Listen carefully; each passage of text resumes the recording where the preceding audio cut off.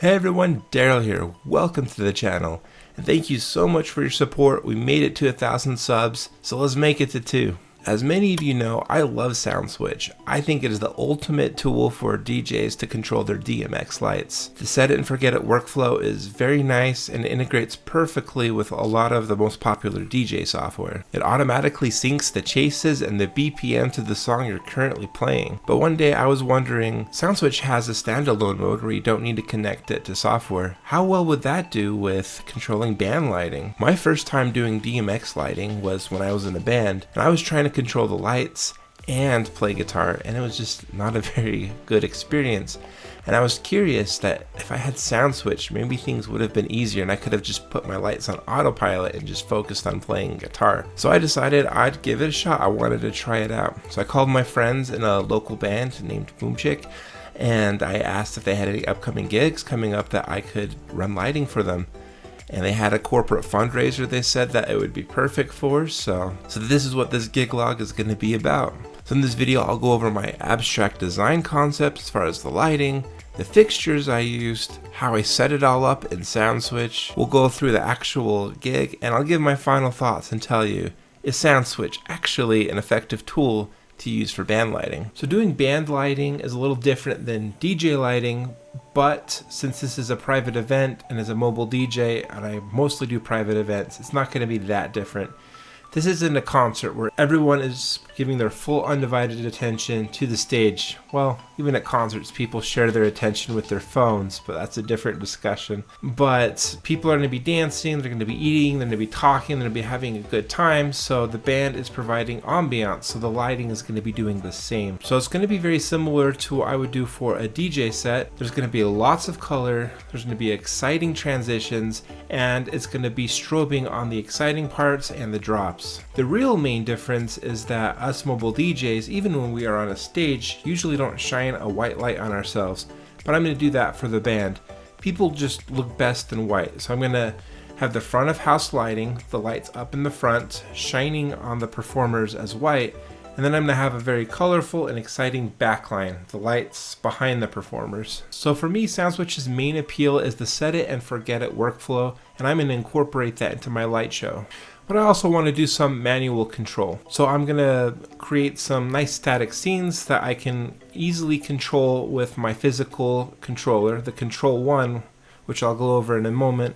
So I'm going to be playing some light drums, and I want some buttons to easily trigger some nice static scenes. And I'll go over more of my specific scenes and chases a little bit later when I go into the software configuration. And so I decided I wanted to do something minimalist and elegant for a corporate setup. So I'm leaving the overhead truss at home, and instead I'm using 4 totems, and I'm having my lights hang off the totems and be mounted on top of them, as well as using some uplighting so everything is very nimble but very visually impressive. And I'll be using a couple of gravity stand T-bars in the front of the stage for my front of house lighting. So let's talk about the gear. I brought 4 Chauvet Intimidator Hybrid 140 SR movers. These movers are so cool. They're a beam, a wash, and a spot all in one fixture. Fewer fixture helps make a more minimalist, elegant feel. So I brought a bunch of uplights, but I only ended up using about 10 of them. I decided to put my focus on the stage, especially because the coordinators already had some static uplighting throughout the room. And I used 6 as uplights, and I had 4 as my front of house lights. And they're completely battery operated, and they have a built-in wireless DMX transceiver. And fewer cables means fewer problems. Well, at least it's easier to set up, but there can be some other problems with wireless. And I brought 12 Chauvet Wellsticks 180s to give a truly impressive backline lighting. So I mean, these are the main lights that are going to be the focus of my show. They are the showstoppers. They make really nice eye candy, and as guests enter the area, that's going to be the first thing they see, and I really want to wow the guests as they come in. In addition to looking amazing, they're just so easy to use. They're battery operated. I put them on an 8-hour mode to last longer at the cost of being slightly dimmer. and they have built-in WDMX receivers, which means I will need a WDMX transmitter in addition to my normal DMX transmitter to control my entire show. And for my light control desk, I had my Control 1 connected to my laptop, and the Control 1 is not a standalone controller. It always needs a laptop connected to it. So I could have used a smaller laptop like a Surface Pro if I wanted a more nimble setup than my 15-inch laptop, but I had my entire 4-foot table. I wasn't hurting for real estate. And the Control 1 is super handy when using SoundSwitch, especially if you want manual control. It's a one-to-one map of the software. The tactile feel of the buttons is important when wanting to play light drums. It can control 2 universes of DMX, and it has 2 DMX outputs, which is handy when trying to control 2 different protocols of DMX. I have all my normal wireless DMX fixtures on universe 1, which my Donner wireless DMX transmitter will transmit to, and I have my Blizzard Lightcaster WDMX transmitter for universe 2 to solely control the Wellsticks 180s. Since my PARs all have built-in wireless DMX, I only needed wireless receiver dongles for my moving heads. In fact, only my moving heads needed to be plugged in. Everything else was battery operated. Just quickly want to mention that I used some motorcycle straps to attach the moving heads to the totems, and I have a link in the description below. And I had some sandbags on the outside of the totems just so that they were nice and firm and were not wobbly. Alright, let's get to the SoundSwitch stuff. Alright, so I have SoundSwitch booted up and I have my visualizer right here. It's the MA3D visualizer. I have a tutorial on how you can set this up for yourself. I have a link in the description below. So my show is quite simple. I have 4 groups of lights. So I have some uplights that are going to be used as uplighting. I have 4 uplights that are used. I originally thought that these 4 uplights could be used in my totems, but I thought that was too much color, so I'm using these as the front of house lighting. I have 4 movers, and I have 12 well sticks. So each of these light fixture groups, I assigned a group, so 1, 2, 3, and 4, so that during performance time I can control their intensity levels individually in this menu. So you can access this as well in the Control 1. Something I should also mention is I am using the 15 channel mode of my Shova Wellsticks 180s so that I can use a lot of the built-in presets. I don't have a lot of time to do this show, so I gotta work quickly, so I'm just using the presets and I'm leveraging that with attribute cues. So I have a video on attribute cues as well. It's very handy. So one of the main components of my show is auto loops and static scenes. So I have 26 auto loops. Auto loops are just chases. They range from 8 bars to 64. I try to keep them very simple, focusing like on a single idea.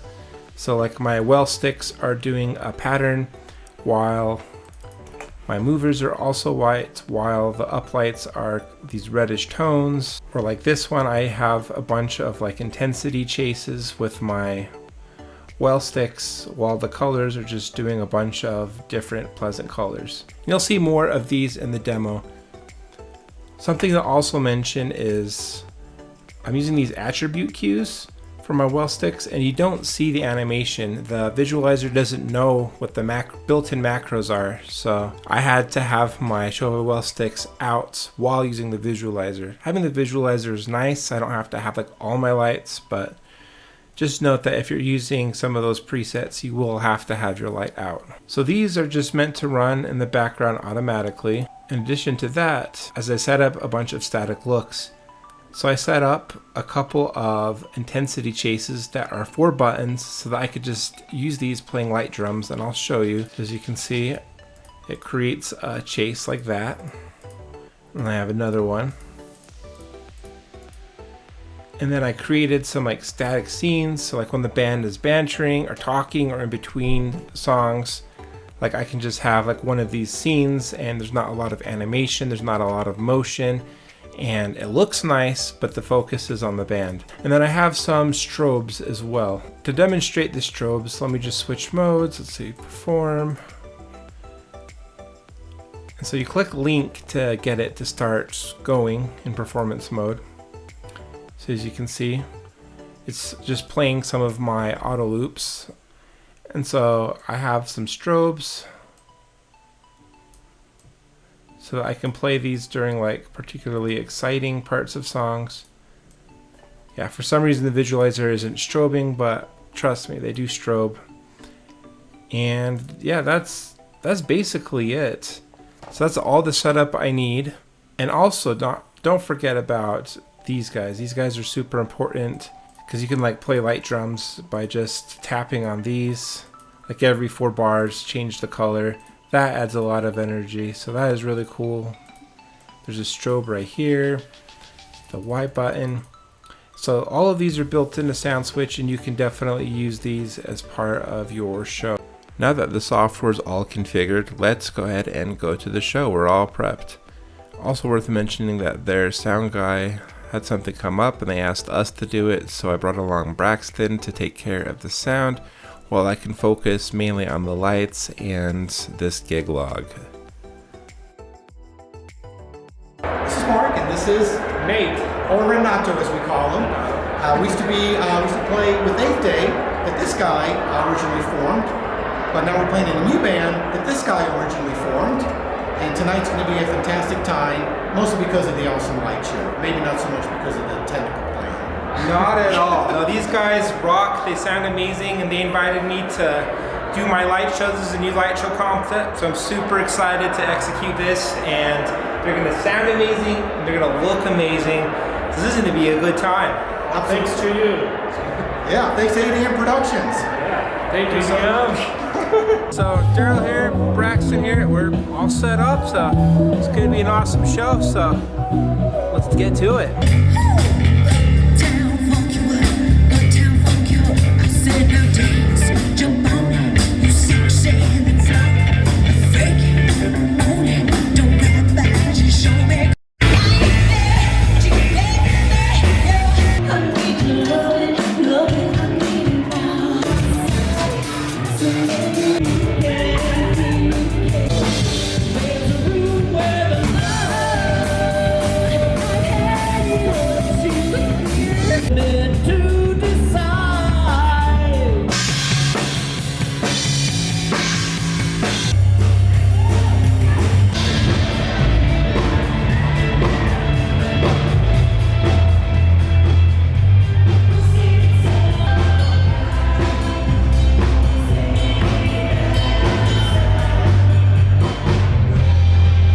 Take on me, just take some time. Little girl, you're in the middle of the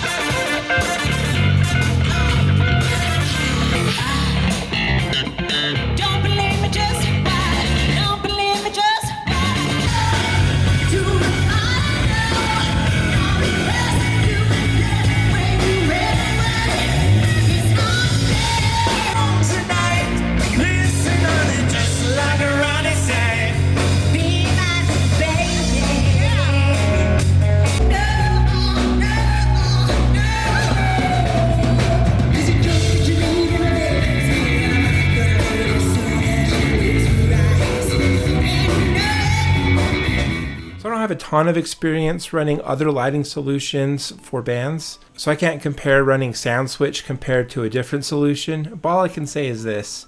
I felt like it was pretty easy to set up, it was nice to operate during the event, and overall a pleasant experience. I got so many compliments from guests, the coordinators, the band, everybody just loved the lighting. And to get back to my original question, could I use SoundSwitch if I'm a performer on stage to just kind of auto-magically run my light show? Just to automate my light show? And I think absolutely. Especially as a guitarist, I think if I had a MIDI foot pedal, that'd give me enough control that I could just sync the BPM every song, and that would be a very nice solution. And some of the cons are the interface isn't very customizable. You only have so many static scenes. You can't run 2 static scenes at the same time. It was a little awkward having to switch between the auto loops page and the static scenes page. I would have loved to have them on the same page. That could probably be solved by using a third-party MIDI controller, or even having 2 MIDI controllers, one to control the static scenes and one to control like the auto loops. You're limited to 4 faders. I know a lot of people like a lot of faders for their various groups. This worked great for me because I only had 4 groups, so there's 4 faders. But yeah, I think that the cons are relatively minor in this case. So the main original question, is SoundSwitch an effective tool for lighting bands? I think if you have some experience in SoundSwitch, if you're used to setting it up and you're used to using it, then I absolutely think SoundSwitch is a great tool for you to use. If you don't have any SoundSwitch experience and you're brand new and you're looking for a solution, I think that there are solutions that are more optimized for bands that might be easier to configure and easier to operate during the performance, and you might have a more granular control. So I don't think SoundSwitch is for everyone, but if you already have SoundSwitch experience, then yeah, absolutely you can use this for production gigs in the standalone mode. It was a good experience. So what has your experience been? Have you used SoundSwitch in the context of a band or production gig? Have you tried something even better than SoundSwitch? Let me know down below. And like always, please smash like and subscribe. We surpassed 1,000 subscribers. I'm elated. So let's make it to 2,000 subscribers. So with all that said, have a wonderful day, and I will see you in the next video.